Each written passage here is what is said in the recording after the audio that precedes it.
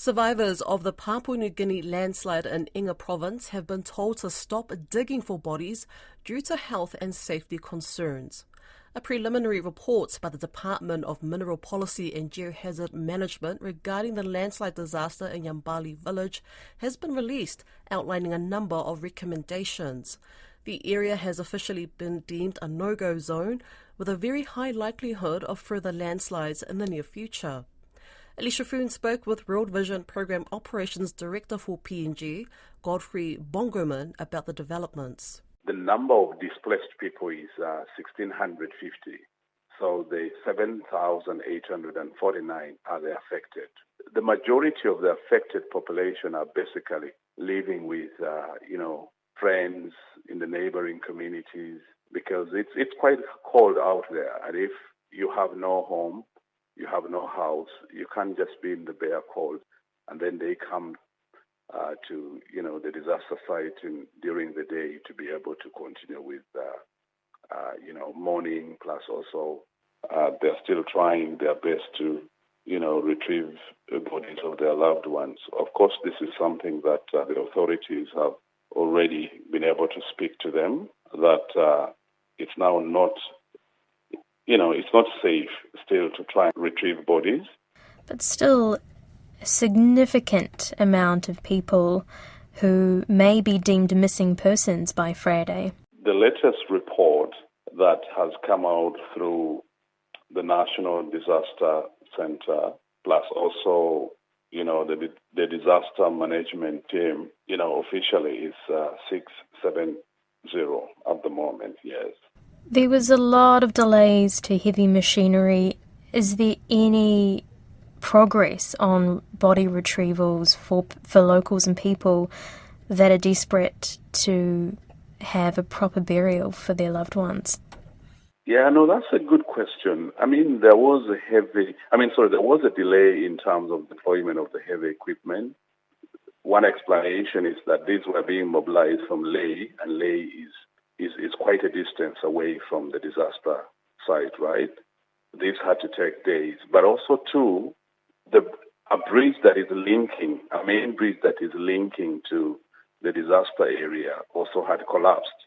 So there was, diversion in terms of focus, first of all, to fix the bridge and then allow the equipment to go to the site. Now, when the equipment got in there, certainly the community also had concerns regarding the fact that bodies of their loved ones would be, dismembered or disfigured through retrieval using equipment, So those really have been some of the setbacks in terms of using the heavy equipment to retrieve bodies.